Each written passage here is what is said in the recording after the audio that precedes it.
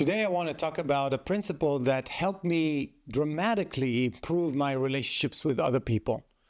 All types of people, from my partner, my kids, my extended family, employees, friends, basically anyone I care about.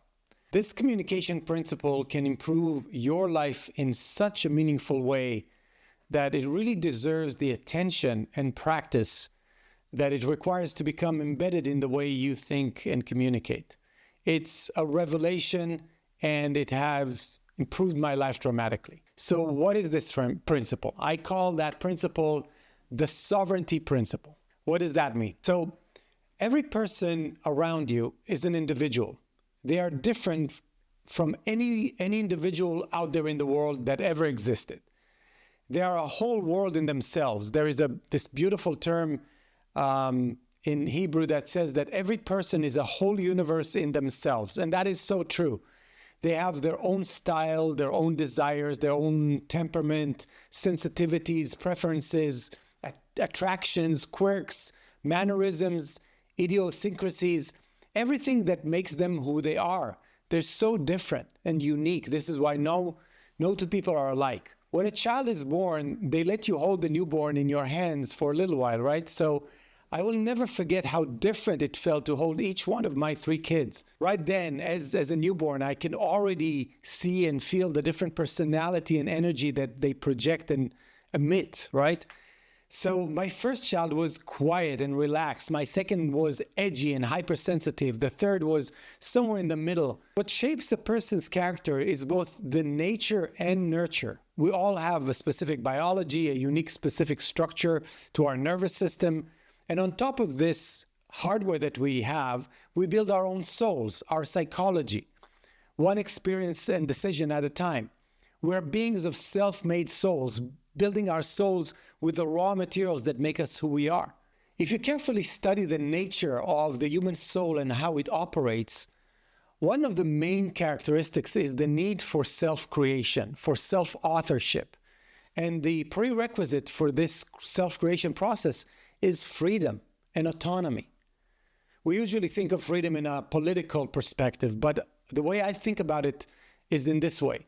Every child, every person needs the freedom from the influence, the pressure, and the weight of other people's influence in order to self-create. We all need this precious time to integrate inputs from the outside world into our minds. If we take the time to do that well, our minds will ingest well thought out truths and conclusions. If we don't develop this habit of thinking about what's going on, including our own thinking processes, then we default and train our mind to just go with the flow without applying much reasoning and careful integration of all of we're experiencing. Here's some evidence of the importance of having the freedom and space to do all of that. How do you react when someone starts a sentence with, "I know what you need to do, you need to," and then so on, right? What is your immediate emotional reaction to that? In most cases, some kind of resistance, right? Who are they to tell me what I need to do? What do they know about me? How do they know what I want and what I don't want? Any normal person will feel a sense of resistance because we know that we need to be the ones deciding for ourselves to make our own decisions. This is what a healthy psychology and true self-esteem require, which is self-authoring, self-decision making. How many issues between loved ones stem from the root cause of someone trying to impose their view or opinion or perspective on the other person? Almost all of them. This is why we need to apply the sovereignty principle.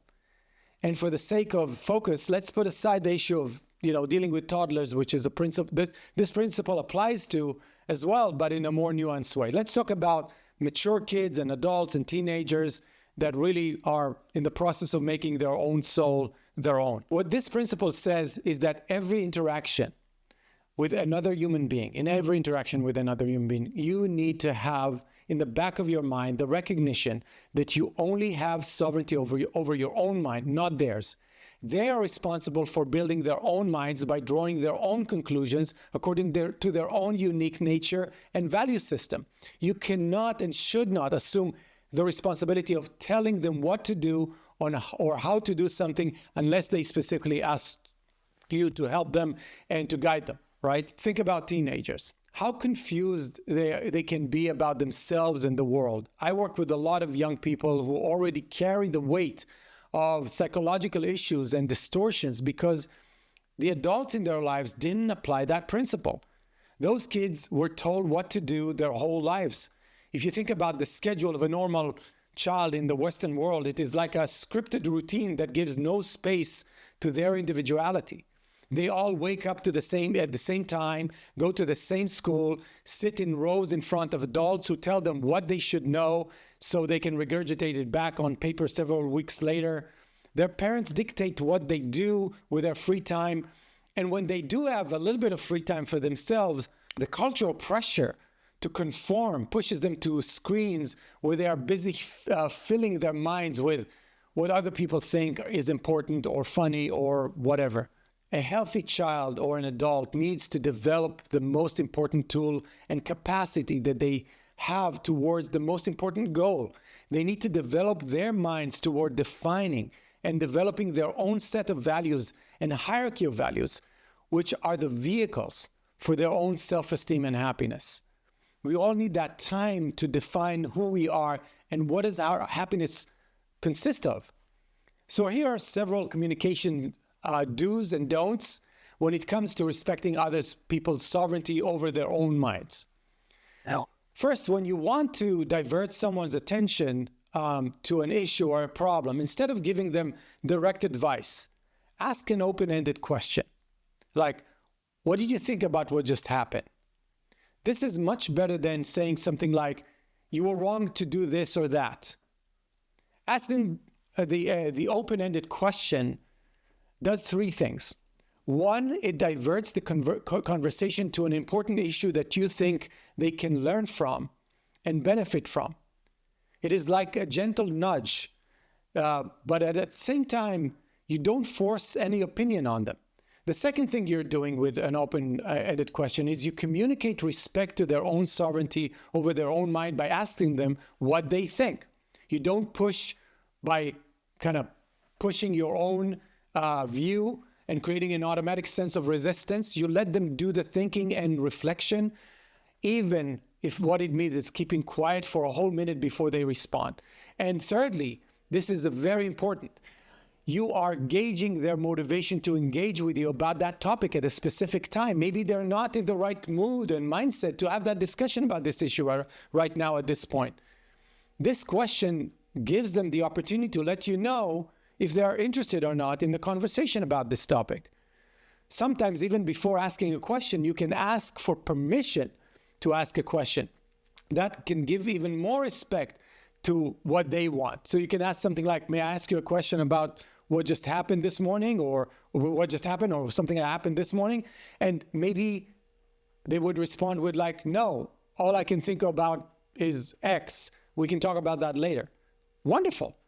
You have now uncovered that they're not ready to talk about this issue. You have communicated respect towards them, and you've created a mutual expectation or an agreement to have that conversation later on. So there is a big difference between involvement and intervention. As a parent or a partner or a brother or a good friend, you want to be involved. You want to have a relationship. You want to have a back and forth, an engagement. But involvement doesn't mean intervention. Intervening in one's own judgment and crossing the line of sovereignty is doing the wrong thing. So think about how to get involved and hold back on thoughts and intentions to intervene, unless in some cases, of course, some relationships require drastic measures that are outside of the scope of what I'm talking about here. So in conversations with loved ones or people you care about, like colleagues, think more about asking open-ended questions and less judgmental statements right off the bat. I have nothing against judgment, but think about the principle when communicating with other people who have their own judgment. You can also use reflection rather than evaluation. Something like, it sounds like you are torn between those two options, and stopping there. See what comes back. Are they really torn about the issue? If they are, amazing. You have just given them the gift of visibility and improved connection. And if that's not what's going on, great. Now you know, and that they're not thinking about this, and you get to understand what's really going on. And you can also think about the fact that you misread their mental state, which is a learning opportunity, isn't it? And when it is time to share your perspective, make sure you communicate it as a perspective, not a directive. Say something like, one of the ways I've seen it working is, or in my experience, and so on. So you're giving them your perspective, not a directive. Another thing you want to do as part of the sovereignty principle is pause. That was one of the hardest things for me personally to learn, and I still fail miserably from time to time by being overly anxious to share what I want to share in the middle of a conversation. What you want to do is say what you want to say concisely and then pause. Don't fill up the awkward silence with your words.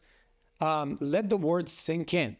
Give the other person time to digest, think, internalize, and decide whether they want to reply and what they want to say. And maybe if they don't want to reply.